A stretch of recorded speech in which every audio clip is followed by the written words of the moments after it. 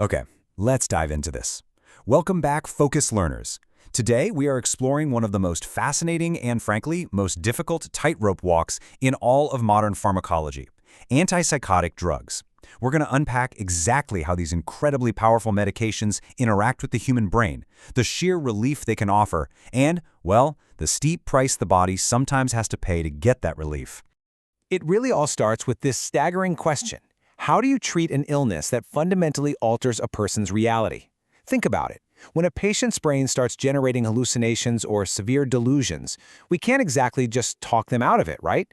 We have to intervene chemically, right at the very foundation of how their neurons communicate. And as you'll see, treating a brain that's experiencing a totally different reality is an incredibly delicate process. To understand the drugs, we really need to understand the stakes of the illness they were originally built to treat: schizophrenia. The source material defines this as a chronic psychosis characterized by delusions, hallucinations, often manifesting as hearing voices, and significant thinking or speech disturbances. It usually rears its head during late adolescence or early adulthood. And what's absolutely crucial to grasp here is that this isn't just a psychological hurdle. It points directly to a fundamental biochemical abnormality in the brain, specifically a dysfunction in certain dopamine pathways. All right, here's our roadmap for today's explainer. 1. Understanding schizophrenia. 2. First-generation antipsychotics. 3. Second-generation antipsychotics. 4. The brain chemistry. 5. The difficult trade-off. And 6. Broader uses and maintenance. Let's get right into it. Section 1. Understanding schizophrenia. The sheer scale and severity of this condition really cannot be overstated. It affects about 1% of the entire global population. That is a massive number of people. It's a deeply chronic, highly disabling disorder with a very strong genetic component. But the real target for our pharmacological intervention? It's all about the dopamine. Scientists link this psychosis to a dysfunction in the mesolimbic or mesocortical dopaminergic neuronal pathways. Basically, in simple terms, the brain's dopamine system is misfiring and creating a false reality. So to fix it, we've got to target the dopamine. Section 2. First-generation antipsychotics. Now, what's really interesting about these initial breakthroughs, which are also called conventional, typical, or traditional antipsychotics, like haloperidol, is how they actually work. It's relatively straightforward. They act as competitive inhibitors at dopamine D2 receptors. Imagine a frantic game of musical chairs. The drug literally races the brain's dopamine to sit in the receptor chair first, completely blocking the dopamine from taking effect. They're classified as either low or high potency based strictly on their affinity for these receptors, not their overall effectiveness, just to be clear. Now, they're absolutely not a cure. They don't magically eliminate the underlying thought disorder, but they brilliantly turn down the volume. They dial back the intensity of the hallucinations and delusions, which allows individuals to actually function within a supportive environment. Section 3. Second-generation antipsychotics. So, eventually, medical science makes a major pivot.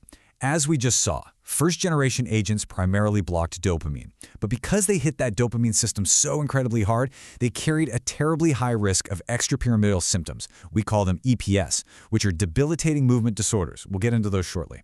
To solve this, scientists developed second-generation, or atypical antipsychotics. The big game changer here? These block both serotonin and dopamine receptors. This dual action drastically lowered the incidence of movement disorders, making them the standard first-line therapy we use today. But it was a massive trade-off. In exchange for saving the patient's motor function, this second generation carries a much higher risk of serious metabolic side effects. We're talking significant weight gain, diabetes, and things like hypercholesterolemia. And yet, even with both of these generations of drugs available, they still don't work for everyone. On average, about 15% of patients have an insufficient response to all standard first and second generation antipsychotics. For that specific slice of patients, the refractory patients, there is one incredibly powerful exception: clozapine. Clozapine is a highly effective, true last resort antipsychotic that shows almost zero risk of movement disorders. It is often the last best hope for these individuals. But there's a huge catch. Its use is strictly, and I mean strictly limited, because of severe, sometimes life-threatening adverse effects. It can cause major bone marrow suppression and cardiovascular issues. Specifically, it carries a high risk of agranulocytosis, which is a dangerously sudden drop in white blood cells. Because of this, any patient on clozapine is absolutely required to undergo frequent, rigorous blood monitoring. Section 4. The brain chemistry.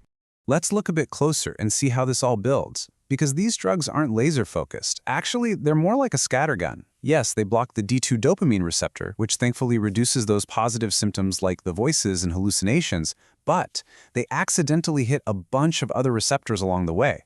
When they block the cholinergic or muscarinic receptors, patients get things like dry mouth, blurred vision, and urinary retention.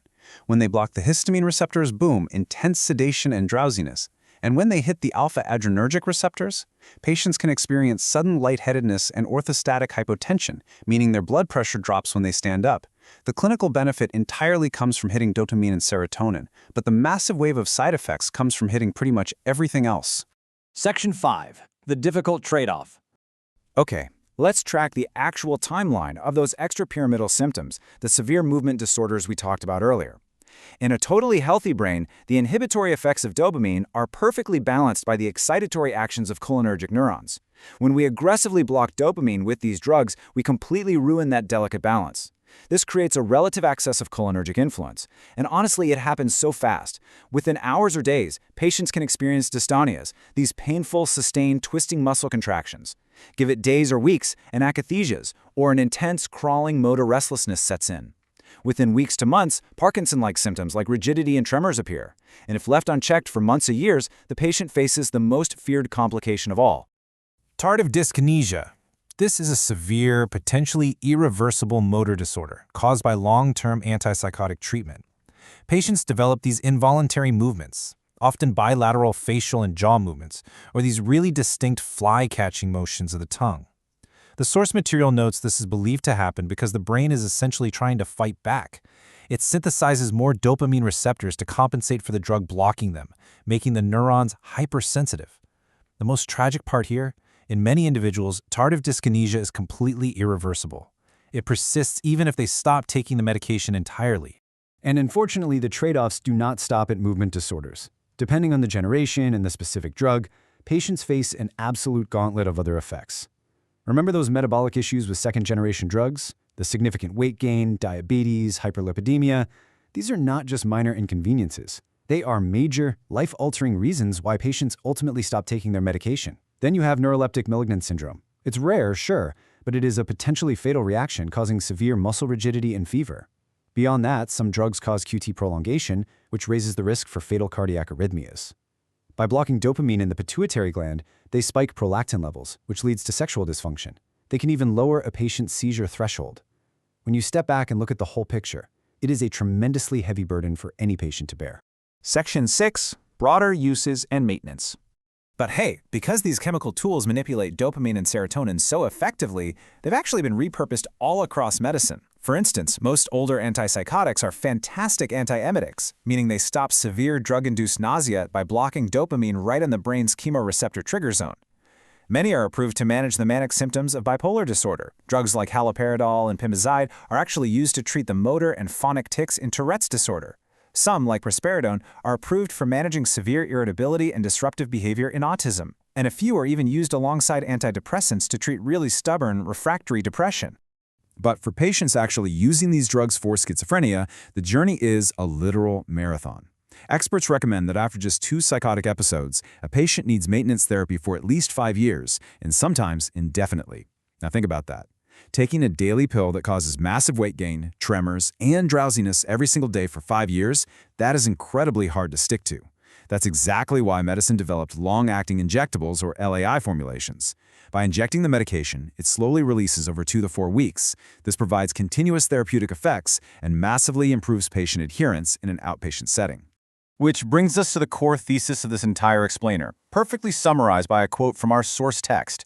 The use of antipsychotic medications involves a difficult trade-off between the benefit of alleviating psychotic symptoms and the risk of a wide variety of troubling adverse effects. These medications are modern miracles. They literally return people to reality, but they demand a brutal, sometimes permanent physical toll. It leaves us with a pretty provocative question. As pharmacological science continues to advance, will we ever find a way to silence the hallucinations of a struggling mind without demanding such a devastating compromise from the body? Thank you for learning with us today. Stay curious, and we'll see you in the next explainer.